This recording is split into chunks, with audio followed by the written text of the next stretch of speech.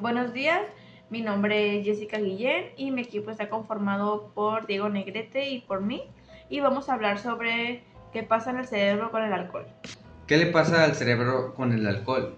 Pues sencillamente no le pasa absolutamente nada bueno, ya que el alcohol es una sustancia neurotóxica, pero el ser humano se ha adaptado a esta sustancia de manera evolutiva, lo que significa que ha desarrollado una especie de sistema en contra de esta sustancia. Ha desarrollado un metabolismo para poder eliminarlo del organismo cuando lo ingerimos. Sin embargo, este sistema no es del todo eficiente o útil y provoca algunos efectos no deseables y tóxicos como el acetaldehído. En los sitios que puede afectar el alcohol nos vamos a centrar en el cerebro. ¿Qué le pasa al cerebro cuando lo agredimos con el etanol? Pues recordemos que la importancia de la sustancia blanca a la hora de generar un funcionamiento eficiente y cómo la corteza cerebral tiene que reorganizarse durante la adolescencia. Recordemos que la adolescencia es una etapa crucial para el desarrollo del rendimiento cognitivo y aparte la adolescencia es una etapa crítica para ese desarrollo. Pues bien, en ambas estructuras el alcohol es responsable de muchos problemas cognitivos que se reflejan en la edad adulta, ya que estos problemas vienen empezando desde mucho antes. Los estudios sobre los efectos neurotóxicos del alcohol han identificado al córtex prefrontal, el hipocampo y el cerebelo como las estructuras más vulnerables a las agresiones enólicas. Ustedes recuerdan que la función de la corteza prefrontal y su papel en la conducta adolescente, ¿verdad?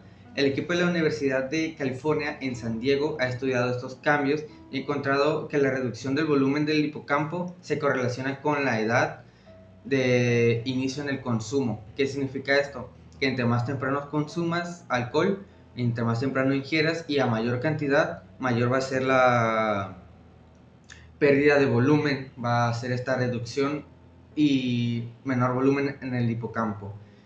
Y recordemos que el hipocampo tiene las funciones claves para la memoria y el aprendizaje. La organización de la sustancia blanca también se ve afectada. Los estudios con resonancia magnética convencionales ya empezaron a detectar reducciones de volumen en la sustancia blanca de los adolescentes bebedores de alcohol. Las técnicas más modernas, como los estudios con tensor de difusión, nos están permitiendo un análisis más detallado de la sustancia blanca y arrojan como resultados una peor integridad de la mielinización.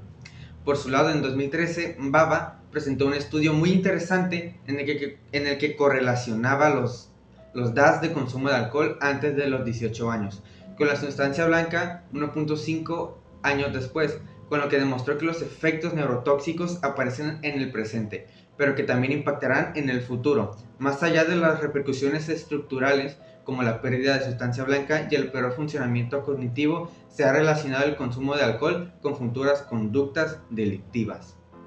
El mecanismo fisiopatológico por el que el alcohol afecta al cerebro es bastante conocido. El efecto neurotóxico que va a producirse se va a producir a través de diferentes acciones. La primera es que la presencia de etanol en el cerebro produce un estado y afecta directamente a las proteínas encargadas de la mielinización en el cerebro, con una consecuencia que empieza a reducir las células que forman la capa de mielina que envuelve y protege los tejidos nerviosos del cerebro. Estos solo se encuentran en el sistema nervioso central y se llaman oligodendrocitos. Todo esto se va a producir tanto por la presencia del etanol como por algunos de los metabolitos más tóxicos. Esto empieza a traer como consecuencia la pérdida de la mielinización y se va a acompañar de una peor organización de las propias fibras de mielina, especialmente en las regiones frontoparietales. Según un estudio, en el último mes, 1 de cada 5 o 4 adolescentes han consumido cannabis. Algo más frecuente es en hombres que en mujeres. Y si nos vamos a un rango de edad entre los 14 y los 18 años, es alarmante que el 30% haya admitido haber consumido drogas. El consumo de drogas en los adolescentes ahorita es una preocupación muy fuerte debido a que tienen mejor acceso y más facilidad en conseguirlas. Para ello es importante crear campañas de prevención, sobre todo entre los más jóvenes, y hay que tratar de acotar los consumos de drogas a las personas que ya las han consumido y evitarlas en las personas que aún no consumen drogas. Según el marco legislativo español, el consumo o la tenencia de drogas se puede considerar una infracción grave. Esto es sancionable hasta con 30.000 euros, según el artículo 36 de la Ley Orgánica 4/2015 de protección a la seguridad ciudadana. El problema está en que una vez más los jóvenes o menores de edad se creen inmunes a las leyes y en todo caso se suele producir una suspensión de la sanción cuando acceden a realizar alguna actividad recreativa o algún tratamiento, como pueden ser servicios sociales a la comunidad, puede ser acudir a pláticas, etc. Para empezar a hablar sobre las consecuencias que tiene el consumo de cannabinoides en el desarrollo y en el cerebro adolescente, es importante saber las consecuencias psicológicas que esto trae. Cabe destacar que el consumo de cannabinoides no solamente trae consecuencias en el presente, sino que también trae a futuro. Para ello es importante saber también que el efecto o el impacto que más tiene la cannabis en el cerebro es en el desarrollo cognitivo del consumidor. Esto pasa cuando el cerebro está en algún desarrollo o plasticidad cerebral, como es en el desarrollo de la adolescencia.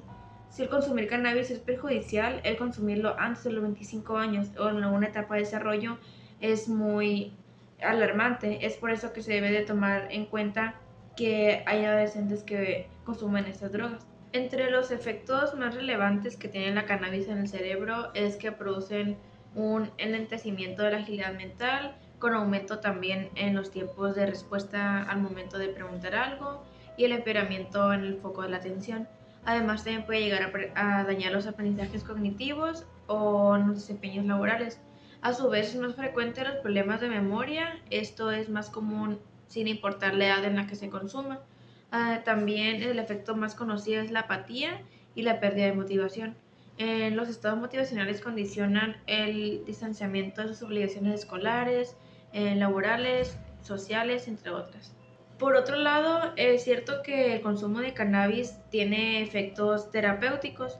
Esto ha demostrado la gran utilidad que tiene en el abordaje del paciente adulto, como es cuando tiene dolores crónicos o es coayudante en el tratamiento con algunos quimioterápicos.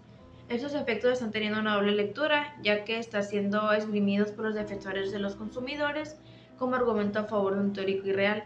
Es un efecto inocuo de los consumos, ya que hay personas que dicen que es bueno el consumo, pero no ven el lado psicológico o los efectos psicológicos que tienen la cannabis en el consumo. De hecho, en las consultas es frecuente encontrar padres de un adolescente que fume cannabis que minimiza el consumo de esta e incluso llegan a justificar que su hijo pues consuma cannabis, o también se reconocen que son incapaces de controlar esta actitud en su hijo, pero no debe de ser así, no debe de justificar ni debe de ser asumible, ya que este adolescente está en una etapa de desarrollo en el cual no debería de consumir cannabis ni algunos neurotóxicos a partir de los 20 años, ya que es cuando se encuentra con un cerebro un poco más desarrollado y puede ser ya debería ser algo más suficientemente maduro para tomar decisiones. Investigadores de un Instituto Nacional de Alcoholismo en Estados Unidos realizaron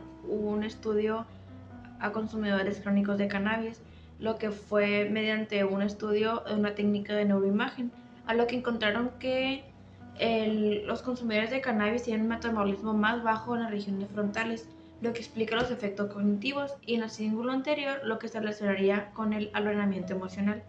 Son relevantes las evidencias que informan cómo hay alteraciones en las redes neuronales mediante la cannabis. También se encontró que el efecto o el impacto que tiene la cannabis en el cerebro es más severo en mujeres que en hombres. La adicción al cannabis y a otras drogas se explica desde la desregularización de los circuitos de recompensa, donde van a confluir situaciones emocionales como la sobrecarga de estrés, la formación de hábitos y el indispensable efecto directo de la sustancia. Recientes investigaciones sobre cómo nos enganchamos a las cosas han otorgado un papel muy relevante a las funciones ejecutivas y han demostrado que su disfunción confiere un riesgo elevado para el abuso tanto de cannabis como de alcohol. Queremos recordar aquí el papel de las funciones ejecutivas como paso clave en el desarrollo de los adolescentes y destacar su importancia también en la prevención de las adicciones. Los efectos iniciales gratificantes de la droga van a estar detrás de las conductas de búsqueda de nuevos consumos. ¿Qué significa esto? Que se busca que el adolescente que esté en riesgo busca nuevas experiencias. Se van a ver agravados por efectos emocionales negativos cuando cese el efecto de la droga o cuando aparezcan los síntomas de abstinencia. En este circuito, la amígdala va a ser responsable de las emociones negativas cuando cesa el consumo.